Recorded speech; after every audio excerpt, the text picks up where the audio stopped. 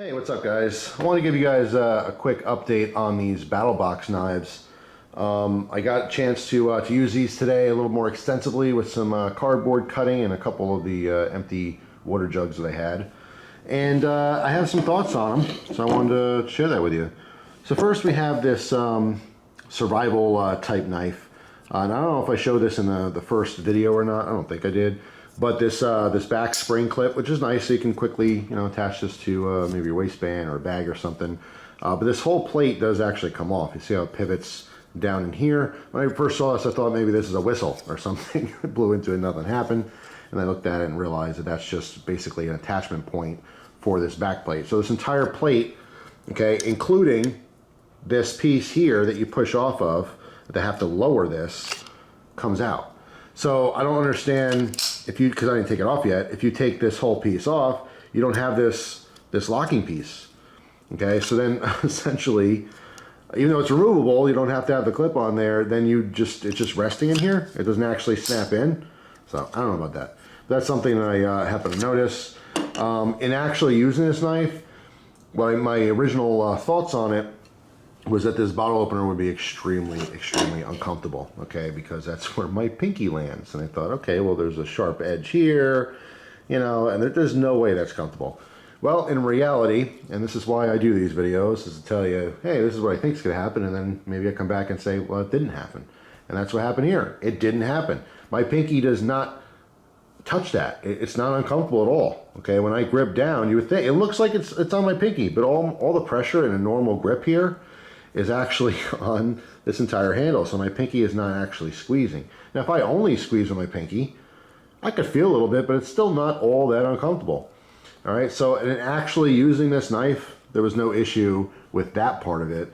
However, these small run of serrations on the bottom here, it just grabs that cardboard. It does not want to slice through it.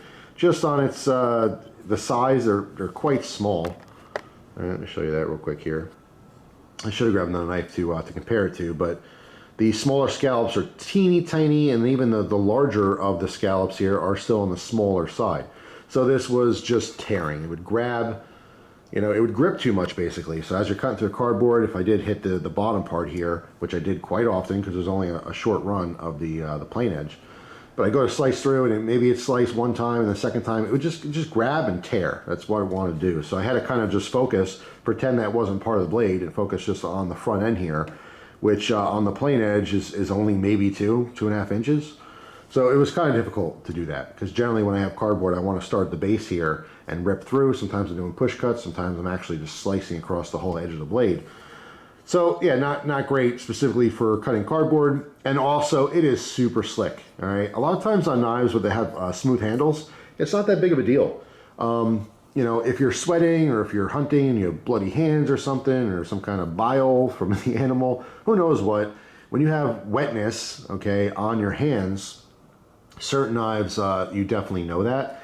And with this one, even though I wasn't even sweating, my hands were just totally bone dry. It's slick, okay? It's noticeably slippery. All right, so yeah, I mean, let's see, what does it say? Gear Aid's, I guess, the brand. I never heard of it before. I wouldn't even have this as a backup. I would just pass this specific one up. It could definitely, in an emergency, and that's the point, it's an emergency knife, it can work to cut something quickly. But it's not something you want to sit and use for, half an hour, or, rely your life on it. Not the best option, obviously. However, knives like this do always serve a purpose, so this is nice to literally clip on a bag and forget about it. Clip it on the outside of your bob bag or something, put it with some other gear, clip it inside your car or something, maybe on the back seat, seat belt or something you never use. It's just good to have a spare, perfectly sharp blade, so when you get this, don't use it, keep it nice and sharp, or even sharpen it better than the factory did. And keep it for emergency, because in emergency, it will definitely cut stuff. It's still a knife, it's still robust, it's still full tang, but it doesn't have some of the criteria that some people are looking for in a repeatably usable, survival type knife. All right, so you're not going to go out and cut down trees and stuff and build a bunch of fires with this, or camp with this knife. It's just not good at that. But I'm bringing it up because my initial impressions on it were just different. I really thought that'd be an issue. That is not an issue. I thought that it being smooth would not be an issue. It is an issue. Do you know what I'm saying? There is jimping on the back here, which is actually very, very helpful in keeping your hand from slipping, because it actually, allows your thumb to be an anchor point. If this was smooth here and you nothing to grip on, in other words, if I just, wrap my thumb around in this grip, and actually cutting things, it wants to move around and wiggle and stuff. It's super smooth. All right, so not my favorite knife, but, like I said, it still serves a purpose as a backup. Just not something you would purposely use. I would just set it aside, and in a real life emergency, it'd probably be pretty handy. Now, moving on to this one. This is a Fox Edge, I believe. Yes, Fox Edge. All right.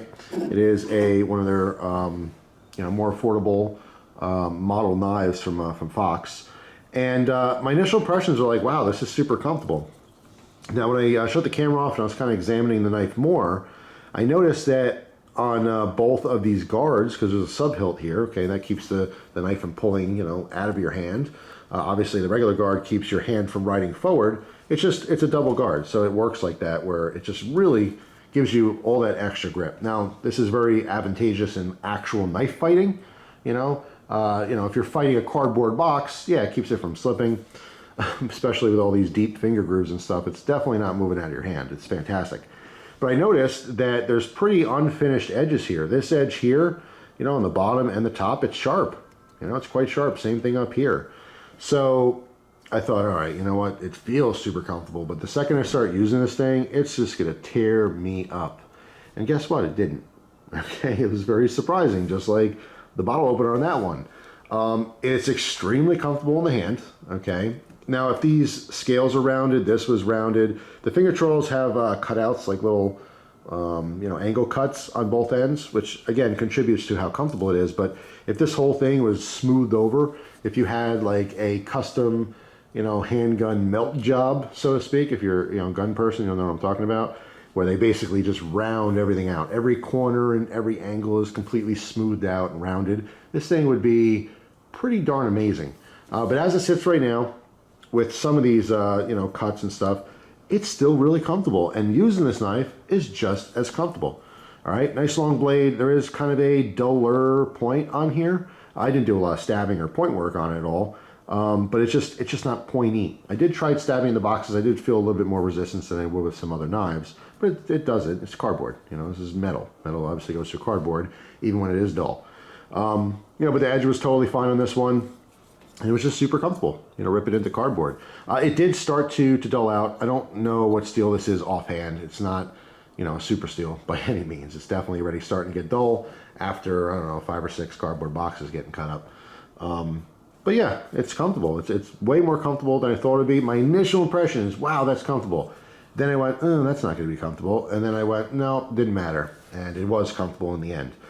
If I were to, keep this and carry it every day, and, this was like my knife that I was going to be using all the time, I would come in and just with a very fine file or even like an emery board or something, just knock off these edges. Because this edge, all around here, this top edge, it is pretty much like a 90-degree edge. You could probably strike a ferro rod off of that very easily. All the finger edges are fine. It's specifically these two guards, all right?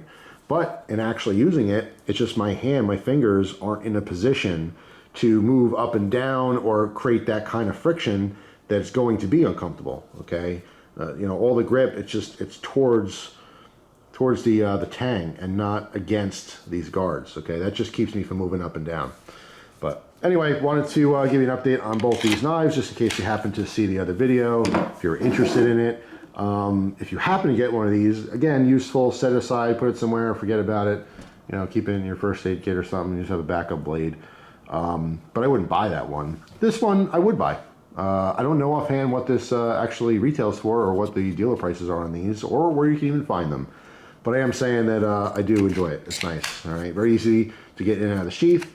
Again, just pushing off on there. It snaps in nicely. There's no wiggle or anything. It's not going to easily fall out, but it's easy to, extract from its sheath. I do love the tech lock. You can see on top here, this actually switches over, prevents this from accidentally opening. So you can lock this so it does not push down. All right, when it's unlocked, you push down to open it. You have obviously adjustments for different, you know, thickness of a belt or webbing, wherever you're attaching it to. You can move the attachment points to change the angle, you know, horizontal, vertical carry, whatever you want. These are just really cool. I don't know if this is actual Tech Lock brand. Maybe it's on the back, I don't know, but it's originally one of their designs. But really, really simple stuff. You lock that on the belt, whatever, and you can actually lock it so it does not accidentally come off. But very interesting. Tons of obviously attachment points here. I didn't personally move this to test it, but I'm sure you can do all kinds of things as far as, you know, different positions and carry. But yeah, pretty cool. I would say just pretty impressed with this one. Not what I thought. I thought it'd be uncomfortable, and it turned out it didn't matter whatsoever about those guards. And this one I had a little higher hopes, but in the end, my concerns were the opposite of what the actual concern should be. All right, thought this would be uncomfortable, and it was totally fine, but the whole knife was just, you know, very slick. And again, those serration, that specific serration pattern just didn't work out that great, at least with cardboard. You know, I didn't actually use this one for the gallon jugs, the plastic. I used this for the plastic, which worked out great. I kind of wish I did try the serrations on there, because I might have just zipped through plastic a little better without getting caught, as opposed to the cardboard. But it was a mess. This was not fun to cut up cardboard with. But I'm assuming in an emergency you don't have to cut up cardboard, so maybe that's not an issue at all. You know, you're basically going to be maybe shaving some wood to start a fire or something. Who knows? Who knows what kind of emergency situation you might be in. But hey, a sharp edge is a sharp edge. It's just someone's perform a little bit better for certain tasks. And this one would definitely not be a go-to for me. Although this one is worth looking into a little more if you happen to like the look of that fixed blade. So that's it. Just a quick little BattleBox knife update for you. Hope you guys have a fantastic day, and I'll see you tomorrow with a brand new video. Take it easy, guys.